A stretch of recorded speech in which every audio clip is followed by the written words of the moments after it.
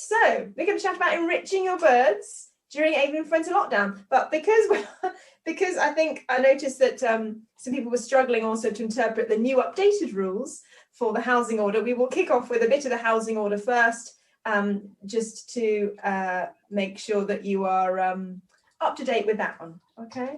So by the end of this webinar, you should be able to enrich your bird's environment. Okay.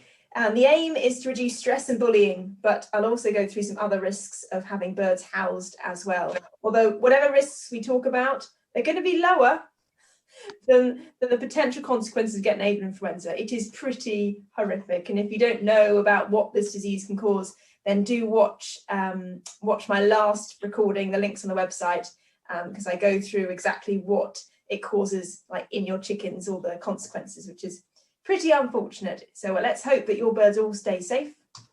Stress predisposes to illness. Things like peritonitis and salpingitis, which is passing over duct, are just so common and so multifactorial. There's so many things that cause it, but stress is a major trigger for these diseases. So stress predisposes to illness and bullying as well. So if we can try and enrich them, enrich their lives, make them happy, we should lower the stress, lower the illness, we should lower the bullying as well. And if they do have higher pathogen and worm and mite loads, they should be able to cope better with them as immune system, because their immune systems should be working so much better if they're happier and less stressed. So there's a little bit of a whistle-stop tour even of the new AI guidelines. And I'm going to hand over to Maisy now. Hi, everyone. So I'm a behaviourist primarily with chickens and equines. So we won't be talking about equines today.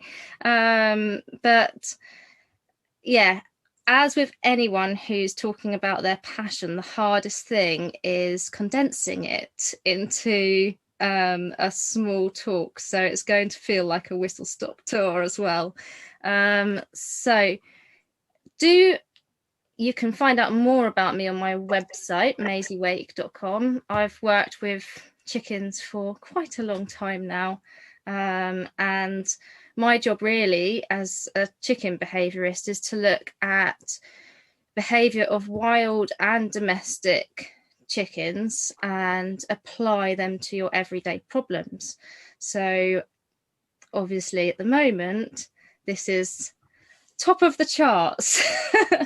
So chicken enrichment is an amazing subject, and I'm really looking forward to seeing some of your ideas on the Jamboard in a minute. Can I go? There we go.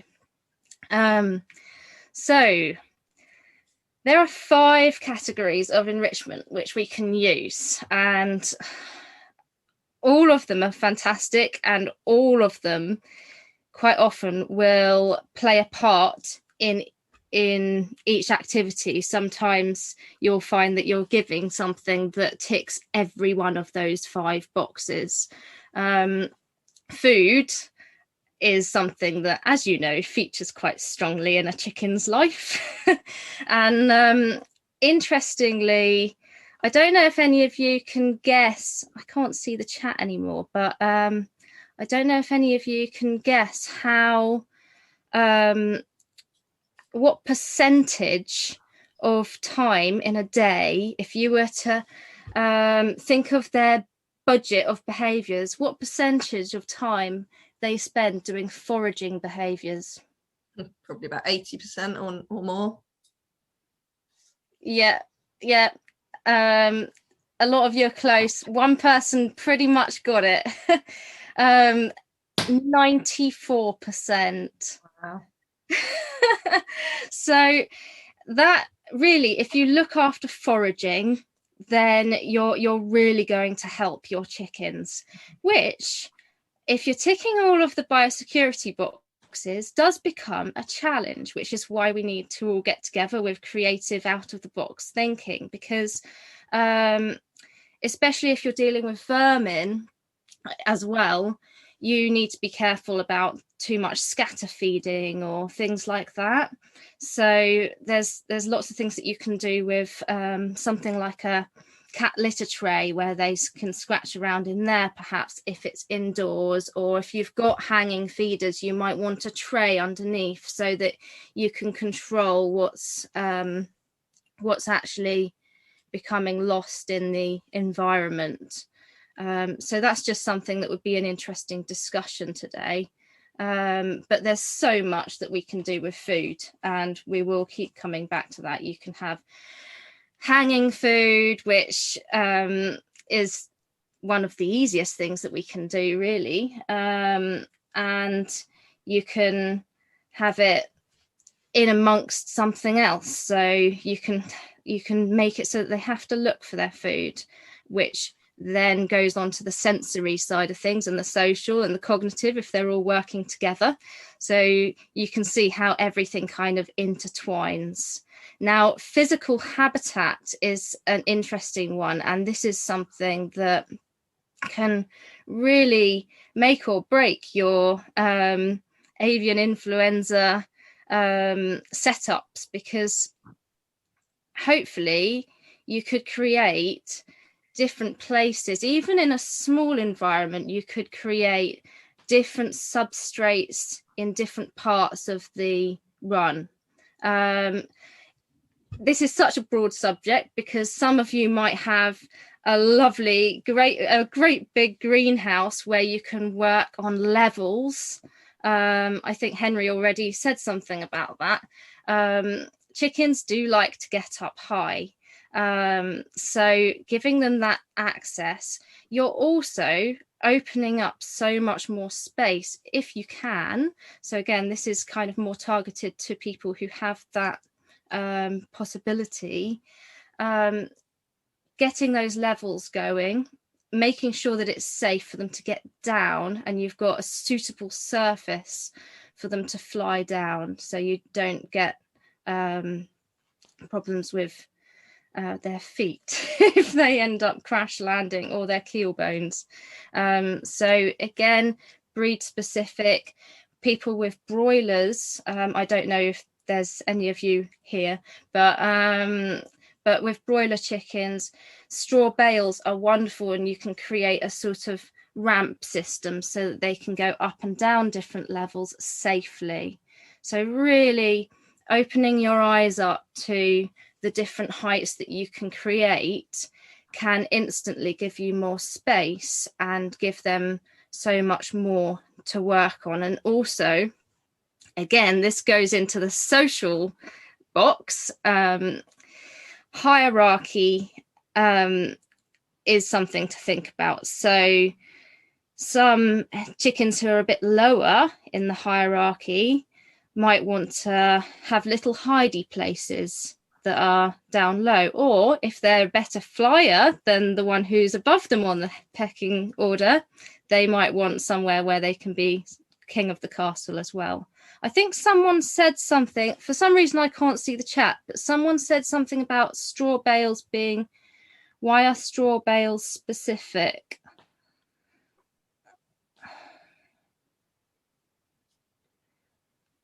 Was that someone asking about why are they just specific to broilers?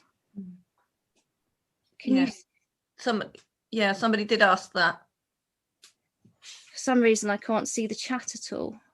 Maisy, the chat should be the green, at the bottom next to the share screen. At the very, very bottom of the screen. I've got nothing. I've got it now. Yeah.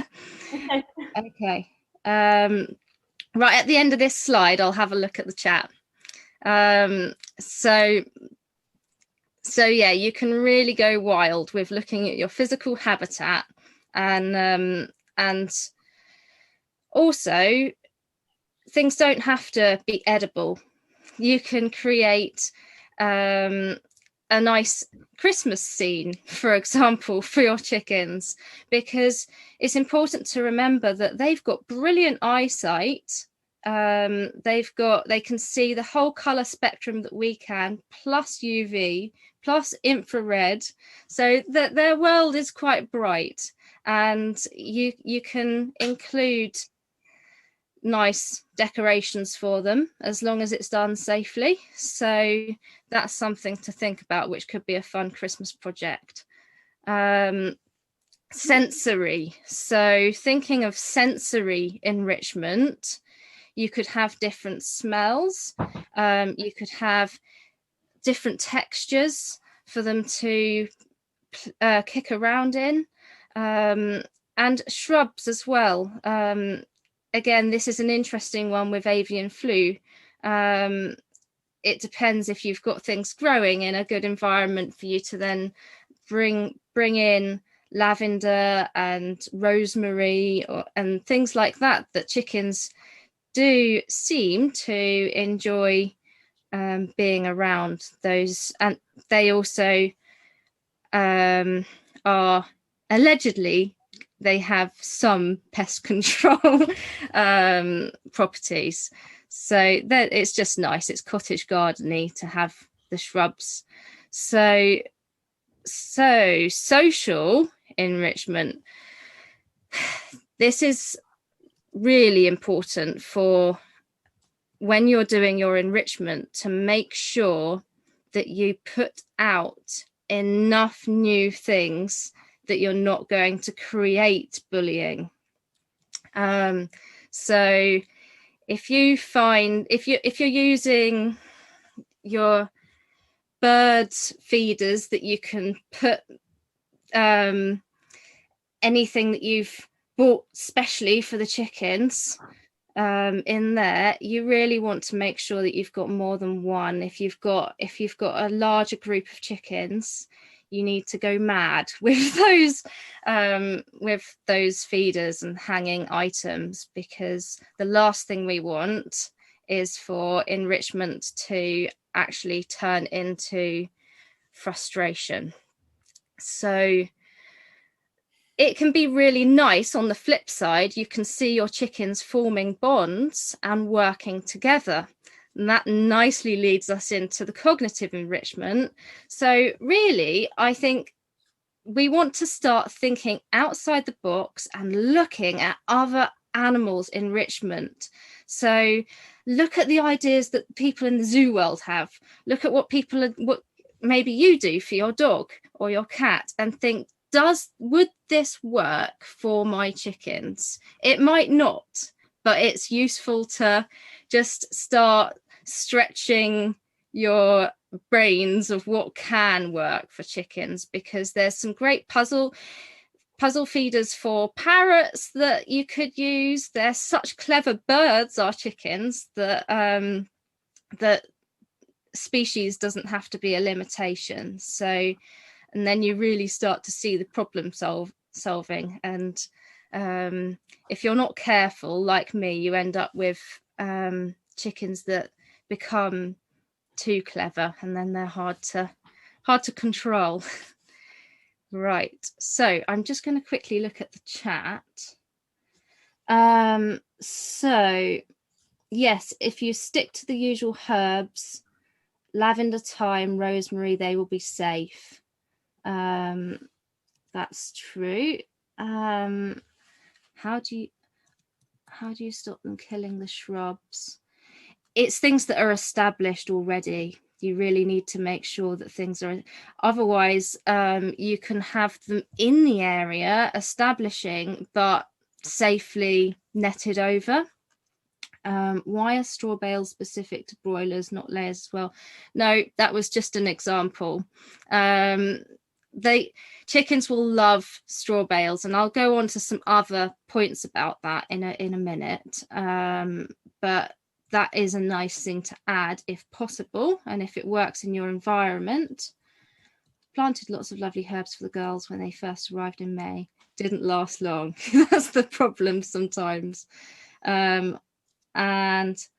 thought about planting the roots outside of their run, but have the plant growth inside. So people often will have planting boxes so that the chickens just have access to the mature leaves. And they sometimes, with things like rosemary, they might never want to eat them, but it's sensory. They have got a good sense of smell, which is contrary to what we believed before, but more research has been done.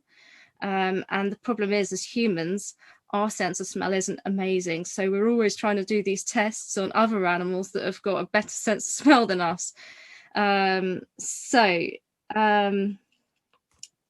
Oh, the chat's going too fast. What about Christmas trees?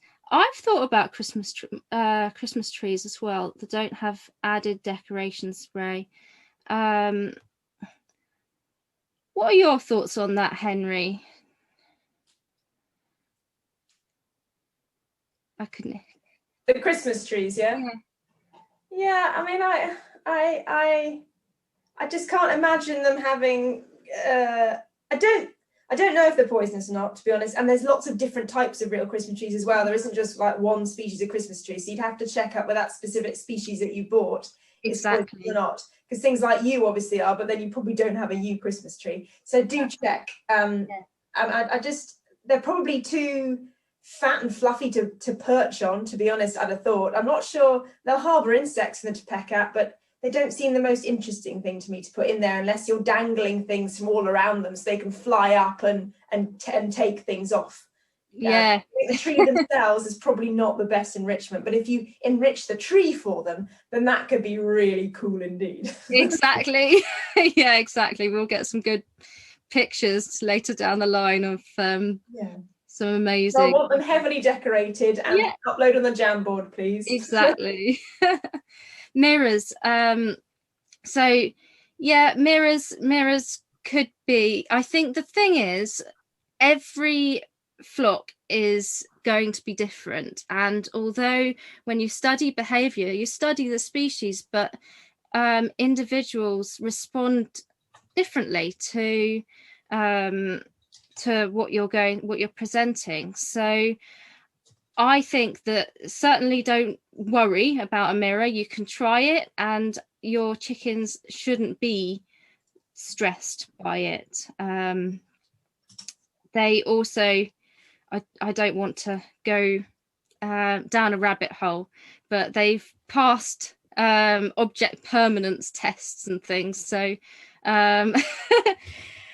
so yeah, I think mirrors would be a useful thing to try, and hanging decorations like you would for any other birds.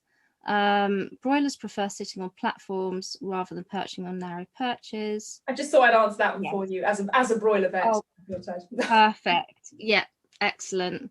I want to create a dust bath in the coop. How much topsoil should I remove to ensure I'm not introducing any virus-laden poop? I'm sorry, I misread that when I said use sand. Sorry, you want to know how much you need to move to get down to safe. I mean, it's wild bird feces on the surface. So if you're going to take off the top few inches, then that's fine. You can go absolutely crazy with a digger if you want to, but the top couple of inches should be sufficient to reduce any risks substantially. And lastly, because I have got a couple of extra slides. So lastly, CDs. Again, they can be useful. What you want to make sure that you're doing is that they're not just becoming part of the furniture. So you need to take down your enrichment and change it. So I'll go back. I'm just going to go on to the next slide. Okay, so here you've got, there's a lovely picture of two of my girls having a fight because Hilda was she was going to all the places where I had given enrichment, and she was like the girl in the school playground that no one else wanted to play with. So this is a perfect example of how not to do enrichment, and it's exactly what I've said to you guys about making sure that you've provided enough. I clearly didn't provide enough in this instance, so a fight broke out because she was just trying to look for somewhere where she could get a look in with this fun enrichment, and she ended up taking it out on her sister. So that's, oops, sorry. Now I can't go back. Oh, there we go. Okay, so that's a little bit of frustration and hierarchy that you can see in this picture. So I've already covered it a little bit. Frustration. So if you're creating anything like you get those plastic bottles with holes in where you can have some seeds that fall out and anything like that, just make sure that they haven't been left with that one annoying seed that they cannot get, and it's left there all day and it's driving them nuts. And you will start to hear, I'm going to do a chicken impression now.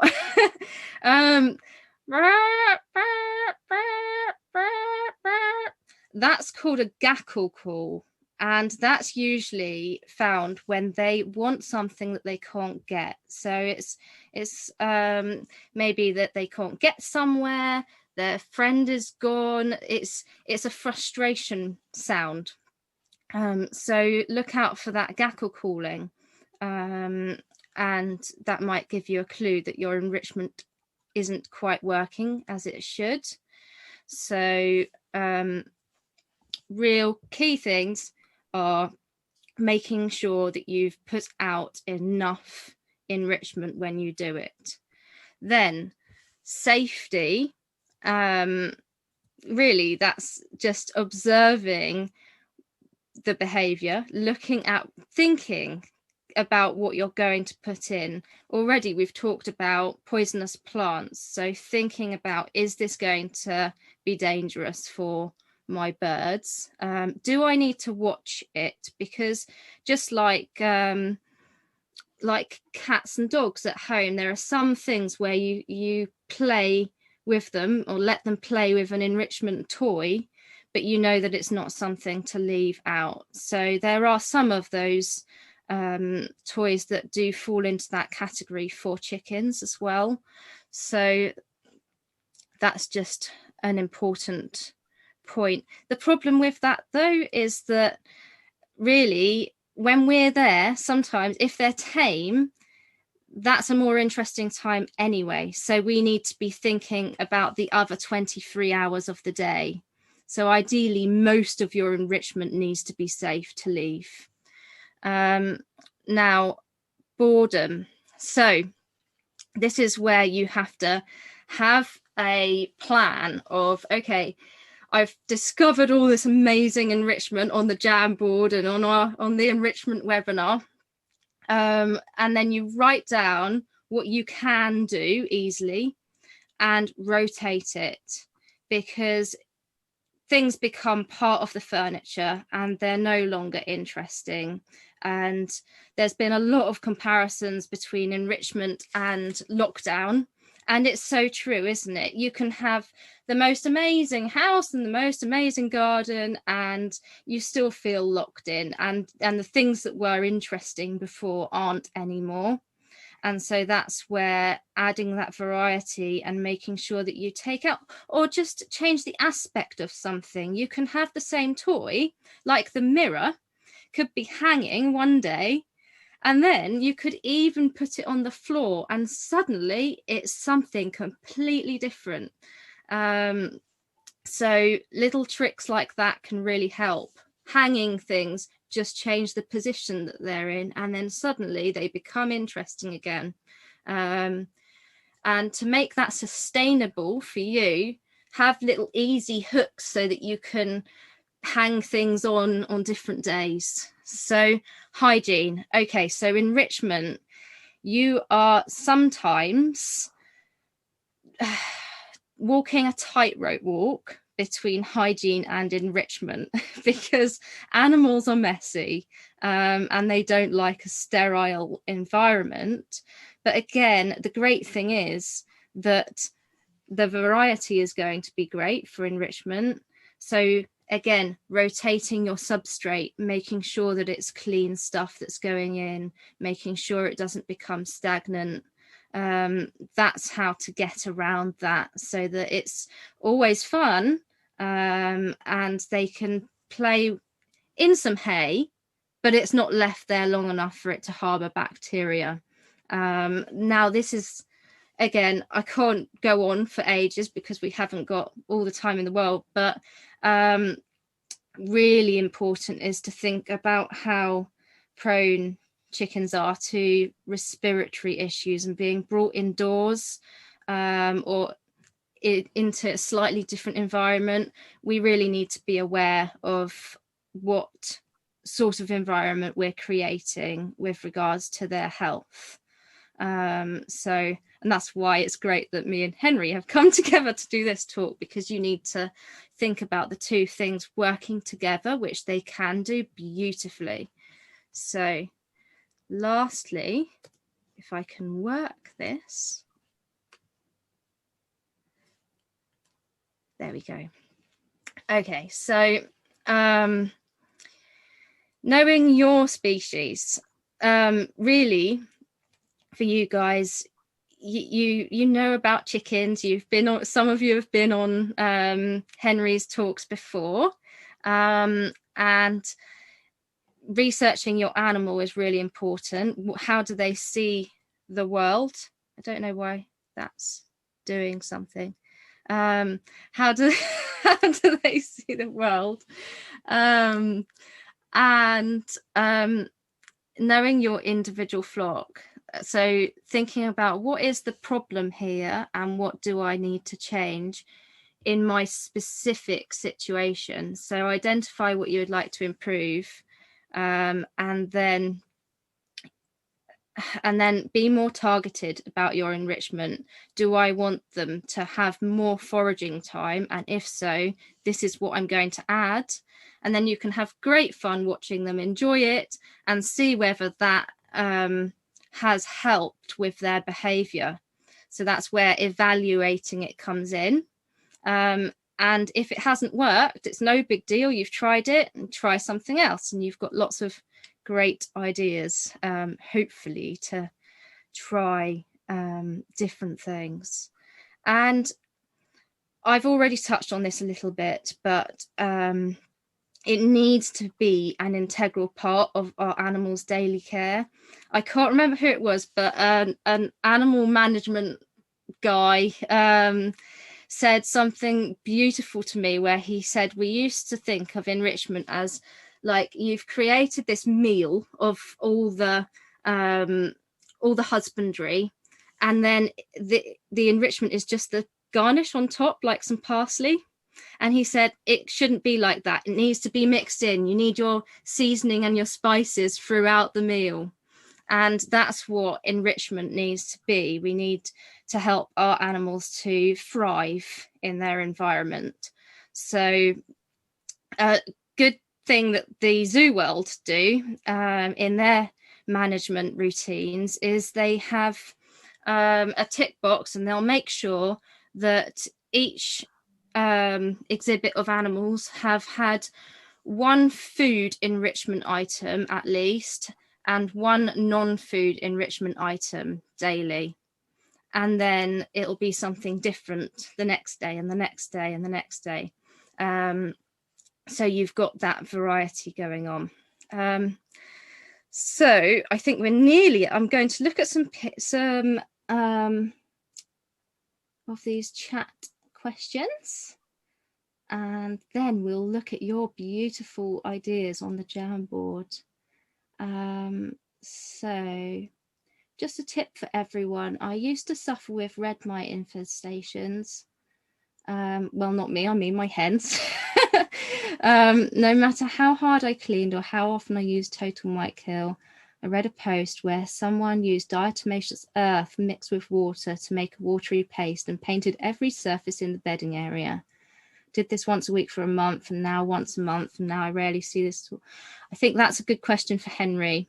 Or it is a tip, really, but... It was a tip, so I read it and went, oh, nice. And that was it. Okay, great. If you're really struggling, then we need to do a bit more than that. But otherwise, it's a great way to keep on top of it. So well done. Perfect.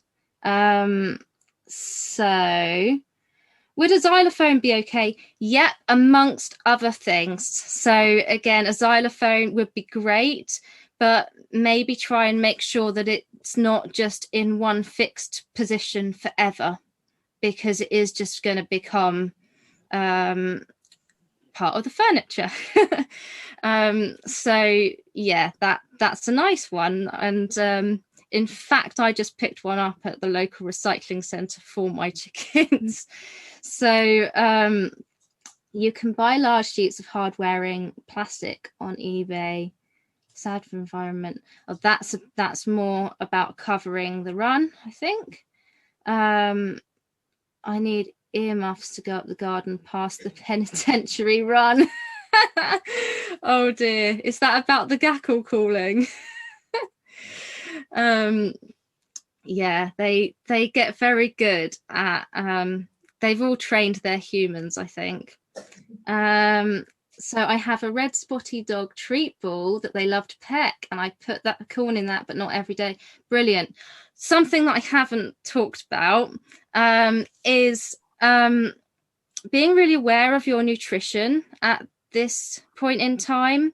And what I like to do is I will have part of their daily ration in something like a treat ball or some of the hanging balls that they peck, and bits come out. So it's not always corn, it's their pellets as well, because it's been proven that they enjoy working for their food. So actually they will eat more of that when they're pecking and working for it than if it's just in a boring bowl or trough or whatever. But that's where this is quite interesting, because we do need to be careful of vermin. So you need to have that in an appropriate place that you can do that, because the treadle feeders, or grandpa feeders as some people call them, are really a really important fixture in some people's setups. So swings and roundabouts, and just really good things to consider, because we've got to think about that too. Let me just check through the chat. I seem to like looking at the xylophone, but haven't played anything recognizable yet. You have to get clicker training them. Did she say forage 94% of their awake time? That leaves 6% for laying an egg. Yeah, it's amazing. And some of that time will be preening as well, but I think it's 30% of the time is scratching. I might have got it the wrong way around now. It's split between scratching and pecking for food, the 94% of the time, how ethologists have measured it. Yeah, 2% for eggs, 4% for destroying the flower beds. I'm rubbish at DIY. I'd love to create height for them in the run. Is there a way of doing this easily? You know, even an old table with some, there's all sorts of things. I think it's just about getting creative. So just even something on its side can be a really good way of creating an extra shelter and extra height above it. A garden table in a gazebo netted all around the gazebo. Yeah, perfect. Shower curtains. I think that's more good ideas for different covers. Use an old wooden ladder. Yeah, there's so many, and I think it sounds like you're all getting ready for your breakout sessions, because these will be good things to discuss. What would you suggest for keeping the substrates fresh or introducing texture? Yeah, you could You can look at different, again, making sure that it's safe, different horse beddings, different things that you can pick up at the pet shop. There's such a variety of different substrates for enrichment purposes, as long as you're going to take, some of them are worth taking out after some time. What substrate would you suggest for the ground of a duck run? Interesting. You got any thoughts on that, Henry? Something that's not too sore on their feet, because they have got much softer foot pads than the chickens. They're if you're going to use sand, make sure it's really not sharp sand. It's got to be lovely, sort of soft children's sand. I'd be careful with some of the wood chips. The cheaper wood chips especially can be quite sharp sometimes as well. So softer, to be honest, rather than dry. And something that's going to cope with you having a bath for them to douse themselves in and chuck water all over the place. So maybe I'd, to be honest, wood shavings and softer wood chips probably the best bet, to be honest. But you just got to watch their feet, and at least every week check their foot pads to make sure they're not getting any sores at all. Perfect. Shall we push them into breakout rooms then, Maisie? I think so. That would be great. So thank you very much for that outline enrichment, and that's absolutely brilliant. And I'm very keen to learn more, so do let me know when your full courses are going to be, Maisie. I hear that my aunt is actually on this webinar as well. So hello, Auntie Pauline. Nice to see you. I'm going to push you into breakout rooms now. There's 50 people, so if I put you into 10 breakout rooms, that's groups of 5. So I'd like you to just share your enrichment ideas, please, and upload any pictures if you haven't already onto the Jamboard. The link was in your invitation email and also in the reminder email that I sent you as well. So do put some more pictures up there. There's already some great stuff up there, but we can get it busier. And then I was going to push you in for 20 minutes. We're a bit further past time than I was expecting. That's my fault, sorry. But no, I mean, we've all enjoyed, so that's absolutely fine. So as long as, just stick around if you can. Thanks for all going into breakout rooms. I heard some really lively discussions there, so it was absolutely brilliant. Everyone's so clearly passionate about trying to entertain their chickens during these challenging times, and I'm glad so many of you actually are finding it quite a fun thing to do, especially if you've got kids or if you're a very creative person. So that's absolutely brilliant to hear how much positivity and energy is going into this. Absolutely wonderful. So we'll have a quick look at the Jamboard, I think. So here we go. First of all, there's some lovely pictures of lots of perches and pecking devices and mirrors there as well. I think one of the comments Maisie suggested earlier was, don't forget to always have far too many rather than far too few, because you don't want to encourage competition. So some of these ideas could be made even more fantastic if there was just more of them. And in different places as well, so that birds can really spread about within their run and use every inch of their space to have some fun. I mean, they do like being up high too, so some of these ideas with the horizontal ladders where they can get up high is absolutely brilliant, and different diameters of perches is really good for their feet too. I particularly like this polytunnel, very good avian influenza safe there. That's a fantastic idea, the polytunnel. And all those beds of soil and sand and straw and different substrate for them to scratch through. They'll thoroughly enjoy that. That's absolutely brilliant, so well done. And if you don't have access to all these building materials, or you find it difficult to build and you don't have the time, then actually you can get quite a few cheap pop-up polytunnels as well that you could all mail order perhaps, and erect one of them if you didn't have time to sort of build your own bespoke walk-in area.